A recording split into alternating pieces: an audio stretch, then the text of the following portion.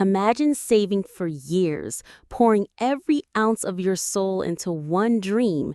For me, that dream was a 1969 Corvette Stingray. But then one phone call shattered everything. Sweetie, we sold your car to help Heather with her trip.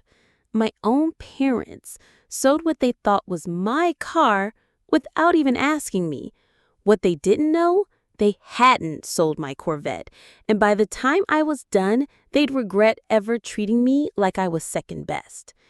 If you've ever been underestimated, if you've ever been treated like you didn't matter compared to someone else, then you're gonna love this story.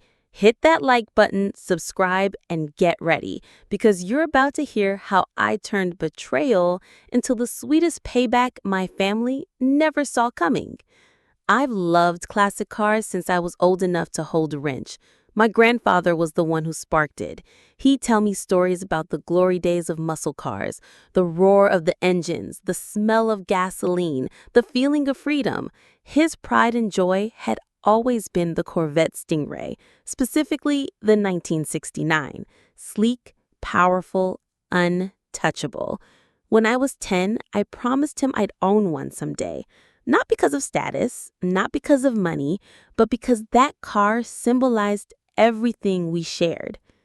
Meanwhile, at home, things were different. My sister, Heather, she was the golden child. Straight A's, she got showered with praise. Asked for expensive vacations, the answer was yes. Meanwhile, I could win awards, hold down jobs, pay my own way, and somehow it was never enough. When I told my parents I wanted a Stingray, they laughed. "That's unrealistic, Vanessa," Mom said. "Maybe Heather will marry someone rich enough to buy her one." That stung, but I kept working. For years, side hustles, overtime shifts, fixing up other people's cars just to save. Every dollar went into a fund. And finally, I did it.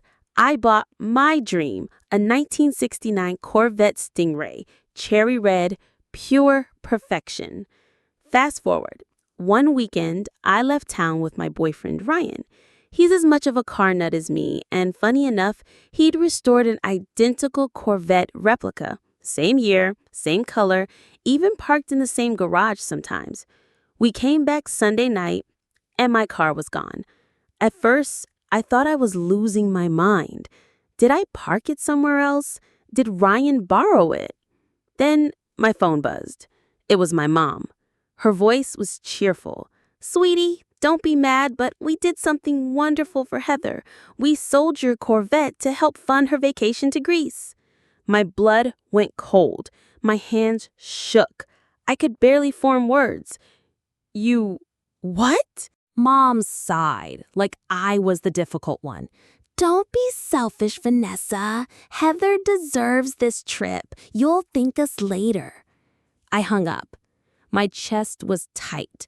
Betrayal doesn't even begin to cover what I felt. Except, here's the kicker. The car they sold wasn't mine. It was Ryan's replica.